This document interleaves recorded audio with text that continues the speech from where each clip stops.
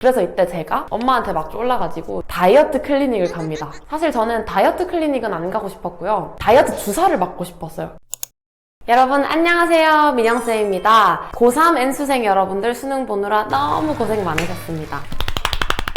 혹시 여러분들은 수능 치고 혹은 수능 끝나고 어떤 기분이 들었나요? 댓글로 많이 남겨주세요. 제가 수능 봤던 때를 떠올려보면 허무한 기분이 제일 크게 들었던 것 같아요. 이게 아기 때부터 혹은 초등학생 때부터 무의식 중에 수능을 잘 봐야 된다는 게 학습이 되잖아요. 우리나라의 학생으로 태어나면. 그래서 원했든 원하지 않았든 간에 12년 정도 나를 괴롭혔던, 나에게 부담감을 줬던 그 큰 시험이 정말 이렇게 하루 만에 끝난다고? 이게 끝이라고? 라는 생각에 허무함이 제일 크게 들었던 것 같아요. 저 그날 수능 끝나고 나와서 봤던 석양도 다 기억이 나요. 그 예쁜 석양도 어찌나 그렇게 허무하게 보이던지 그렇게 허무한 색깔이 없었어요. 그래서 일단 하루 이틀 정도는 이 허무함을 좀 달래시고 이후에 뭔가 할 일들을 찾으실 텐데, 그런 여러분들을 위해 오늘 영상을 준비해봤습니다. 오늘 영상의 주제는 수능 끝나고 하면 좋을 것이고요. 제가 했던 경험들을 살려서 한번 이야기해볼게요. 같이 가보실까요? 고고링!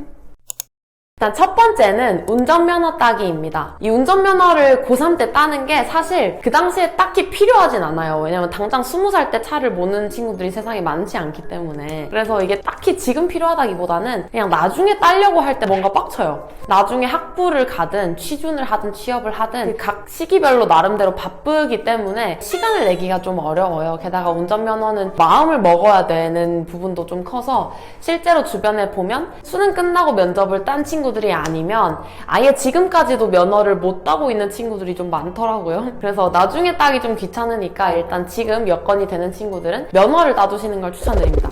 두 번째로는 이상한 헤어스타일인데요. 지나고 보면 이상하지만 그 당시에 꼭 하고 싶은 헤어스타일 있잖아요. 아니면 내가 고등학교를 다니면서 억눌렸던 욕망을 분출하고 싶은, 유달리 눈에 꽂히는 그런 디자인의 헤어스타일이 있다면 지금 하시는 걸 추천드립니다. 지금 하는 게 예쁘고 멋있어서라기보다는 지금 해야 아무도 뭘 안 해요. 실제로 저도 수능이 끝나고 탈색을 했었는데 일단 제가 노란색이랑 굉장히 색깔이 잘 안 맞는 피부톤인데 일단 노란색으로 탈색을 했어요. 근데 심지어 그냥 노란색이 아니고 하프 투톤이었나? 그러니까 요만큼을 노란색으로 탈색하고 요만큼을 갈색으로 하는 투톤 머리를 했던 거예요. 진짜 너무 끔찍하죠, 여러분? 이 당시 사진들을 보면 진짜 너무 처참해서 보는 족족 삭제를 해야 되는 흑역사들밖에 안 남아있는데, 어쨌든 이 머리를 20살 때 하고 다녔던 것 같아요. 실제로 20살 때 이렇게 휘황찬란한 머리를 한 친구들이 많았어요. 그래서 서로 뭐라 하지 않았죠. 탈색 머리를 다 끝마친 뒤에 머리카락이 너무 개털이 돼서 다시 검정색으로 돌아왔는데,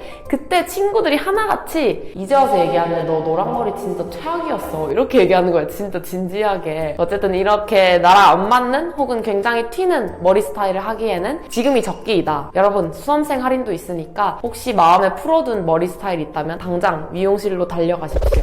그리고 세 번째는 다이어트입니다. 여러분 혹시 수험생활 하면서 살찐 친구들 있나요? 제가 진짜 대표적인 수험생 때 살이 많이 쪘던 케이스인데, 제가 기억하기로 중3, 고1 정도까지는 그렇게 뚱뚱하진 않았어요. 근데 진짜 고2, 고3 이렇게 2년을 지내는 동안 진짜 뻥 안 치고 10kg가 쪘어요. 근데 그 당시에는 일단 공부를 하는 것만으로도 너무너무 힘들고, 그리고 시간을 공부에 많이 써야 되니까 뭐 운동을 하거나 사람다운 몸을 유지하는데 에너지를 쓰기가 조금 싫더라고요. 그래서 그때 제 자신을 놓고 그냥 거의 푸드파이터를 하듯이 친구들이랑 맨날 급식을 무한대로 먹었죠. 그때 진짜 60kg가 조금 넘었던 것 같아요. 이때 찍은 사진들을 봐도 다 통통한데, 저는 나름대로 수능을 칠 때까지는 괜찮아 라는 면죄부가 있었던 거죠. 근데 이제 수능이 끝나버렸어. 그럼 빼박 살을 빼야 되잖아요. 근데 이게 수능이 끝난다고 입맛이 떨어지지도 않고 살이 저절로 빠지지도 않고 운동을 엄청 많이 하게 되지도 않거든요. 그러니까 바꿔 말하면 살이 빠질 이유가 별로 없어요. 그래서 수능이 끝나고도 한 12월까지 살이 정말 단 1g도 빠지지 않았죠. 그래서 그 통통한 채로 여기저기 놀러 다니다가 이대로 대학을 가면 진짜 안 되겠다. 나 진짜 예쁜 모습으로 20살 시작하고 싶은데 안 되겠다 싶어서 그때 태어나서 처음으로 PT를 등록했죠. 조금만 해도 100만 원이 훌쩍 넘어가니까 되게 거금을 들여서 했던 것 같아요. 그래서 그때 태어나서 처음으로 막 중량도 치고 엄청 열심히 운동을 했죠. 이렇게 해서 쪘던 10kg 중에 2kg 정도가 빠졌어요. 근데 여러분 정말 죽을 만큼 운동해도 살이 잘 빠지지 않습니다. 살을 빼려면 식단 조절을 해야 되거든요. 그래서 결국은 8kg이 찐 채로 입학을 한 거죠. 그래서 막 신입생 환영회니 새 사람 만날 일이 너무너무 많았지만 저는 8kg가 찐 통통이의 모습으로 막 여기저기 돌아다녔죠. 그러다가 진짜 근데 또 이대로는 안 될 것 같은 거예요. 아 진짜 한번 각을 잡고 살을 빼자 이런 마음이 들었는데, 혹시 이제 살이 조금 많이 쪄본 친구들은 알겠지만 내 힘으로는 절대 못 뺄 것 같다는 생각이 싹 들어요. 이게 왜냐면 1, 2kg 정도를 빼려면 뭐 한 달 뭐 좀 굶어볼까 이렇게 하면 약간 빠질 것 같은 느낌이 드는데 8kg를 빼야 돼 이러면 진짜 나 혼자서는 죽었다 깨어나도 빠지지 않을 것 같은 그런 느낌이 들거든요. 그래서 이때 제가 엄마한테 막 쫄라가지고 다이어트 클리닉을 갑니다. 사실 저는 다이어트 클리닉은 안 가고 싶었고요. 다이어트 주사를 맞고 싶었어요. 그게 되게 쉽고 빠를 것 같은 거예요. 그래서 어쨌든 다이어트 주사를 맞고 싶었는데 엄마가 그것만큼은 허락할 수 없다고 하셔서 다이어트 클리닉에, 여기도 한 달에 한 200만 원 정도를 내고 갑니다. 200만 원 진짜 너무너무 큰 돈이었는데 정말 거의 6개월을 엄마랑 막 싸우다가 간 것 같아요. 거기는 매일 식단 일기를 쓰게 해서 식단을 관리해주는 곳이에요. 그래서 제가 아직도 기억나는 게 한 6개월을 매일 닭가슴살, 방울토마토 10알, 그리고 아몬드 15알, 그리고 단백질 쉐이크 이렇게만 하루에 먹었습니다. 치팅데이도 없었고요. 그냥 6개월 내내 계속 이렇게만 먹었어요. 근데 이게 저 혼자 했으면 못했을 건데 이게 매주 가서 식단 일기를 검사를 받으니까 이게 하게 되더라고요. 그래서 각종 뭐 PT니 다이어트 클리닉이니 뭐 돈 300만 원이니를 다 쏟아부어서 결국은 남아있는 8kg을 뺐죠. 그래서 다이어트 전후 사진을 다시 띄워보면 이렇게 됩니다. 그래서 혹시나 살뿐만이 아니더라도 수능을 준비하면서 좀 생활 패턴이 망가졌던 친구들, 체중이 증가됐던 친구들, 혹은 운동이 좀 부족했던 친구들은 건강을 위해서 뭐 운동이든 식단이든 지금 해보시는 게 가장 효과적이고 좋을 것 같습니다.